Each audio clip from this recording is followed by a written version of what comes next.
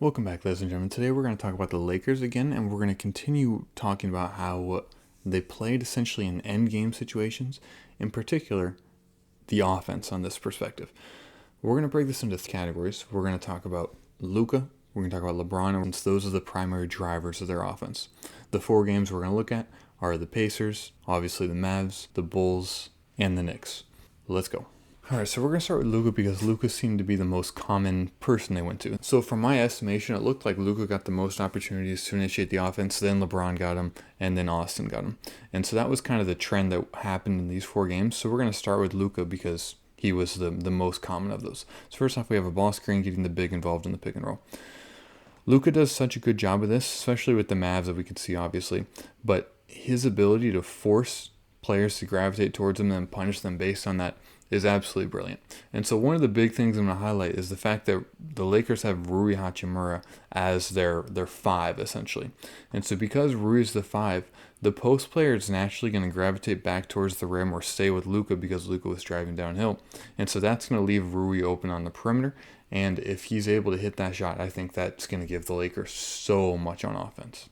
And the reason I chose these four teams is because they're all playoff caliber teams as well. So this is hopefully what the Lakers will probably try and do in the playoffs, so we can learn from this. Again, ball screen, Rui comes up, brings the post up with him. Okay, so the big thing here is as the post goes to follow Luka, Luka draws him out. Okay, Luka knows, I think Rui actually kind of commits down a little bit and then comes back, but Rui's going to ultimately be out here on the perimeter.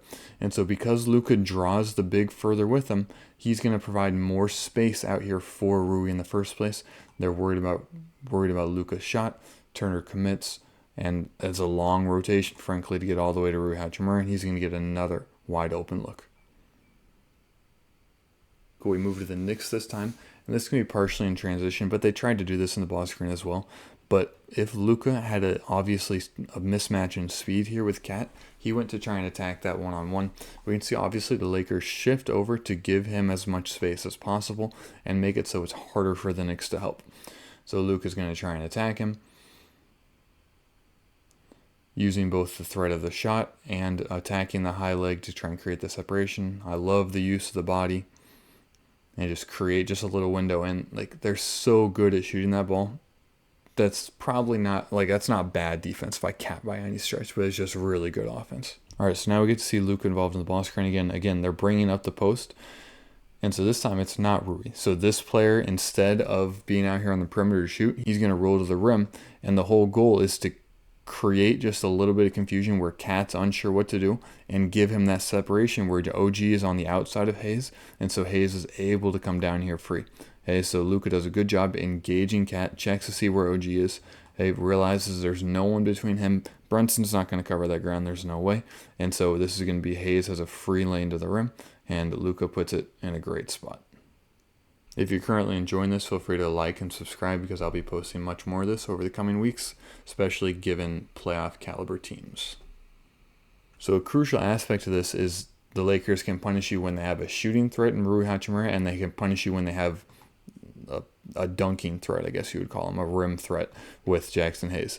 And so again, same thing, we're trying to get Cat involved up here, get OG behind Hayes so that way no one's going to be between Hayes and the rim and cause the issues. And so this time you have Josh Hart who's like, oh, we just gave up a dunk, I got to cheat down. Where does Luka do? He puts a dime to the corner and LeBron gets a clean look. Like that's a great pass right in the numbers. That's exactly what you want. And then with the Mavs, we saw a slightly different style of defense, and that was going to be where they just didn't even try and fight over the screens like we just saw with Cat right there. They simply switched them. Okay, so we're going to have this ball screen come up. We're going to see the Mavs just completely switch it. And so what this allows us to do is the Lakers are like, okay, if you're going to switch everything, we're just going to take the easiest mismatch and try and attack them. And so they must think that Christie is the worst defender. I mean, I would have thought Clay, but I haven't watched that much of Christie, so maybe that's him. But so they're using Luka to essentially post up right here once he has the mismatch. Either the idea is somebody's going to commit too far because they're worried, or Luka is going to get too close and get an efficient shot at the rim. So they play this little back and forth. Luka commits to shoot a little bit, and that forces PJ to help, and LeBron gets an unbelievably wide open look. Okay, so the same thing. We have Luka with PJ Washington. We don't want that. We want a worse defender on him for sure. Okay, so we're going to have some ball screens set here momentarily. The original ball screen, Kyrie fights through, or off ball screen. Now here's the ball screen, and we're trying to get Christie again. Okay. All right, we get Christie on Luka. That is exactly what they want. And now we're going to try and attack him. And so I really like this play. I think I showed it in one other clip as well, because it does a good job of this post play right here. So Christie, like Luka beats him off the dribble. So once he has that edge, the only person that can help is this PJ Washington. And so the big, instead of like chilling over here where he can kind of get a lob or a dunk or a pass of some type, he simply screens his own man because that's the only possible help defender. So when he goes to screen his own men, that means there's no one for Luka. And I love that both from Luka, from the Lakers, and from the post player as well. And so as we move to the Bulls right here, we can see ball screen again, getting the big involved. So another, like, this is the crucial aspect, is that Luka does such a good job of making sure this player cannot go back to his man. He has to stay there. And so because the big has to stay there, Vucevic, that means that everyone else has to be in rotation. And so as the big comes down here, Kobe has to cheat over. That means 13 has to spread between these two players. And so because they're so worried about all these players, frankly, you have such a huge gap for 13 to have to cover both ways. And like that's an extremely difficult ask as Austin Reeves is moving to the side. And he just flybys him going downhill because 13's closing out to a shot potentially. Austin gets a wide open drive, and Hayes is right there for the easy dunk. So I think the Bulls recognized pretty quick that they weren't going to be able to do that. And so what they instead switched to is what the Mavs did, and that was just switch it all. And I kind of like this more, frankly. But again, this puts a different strain on the defense. So you have Luka, who's going to have the driving edge.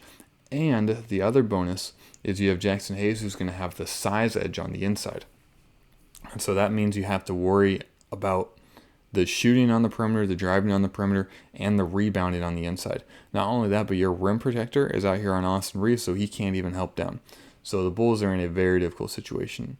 Very difficult situation right here. Luka has a nice little step back. And so that's your A shot is, and like obviously if Luka can make that, that's great. But even if he misses it, you're going to have rebounders in a great position, and Hayes is able to get that rebound and finish it.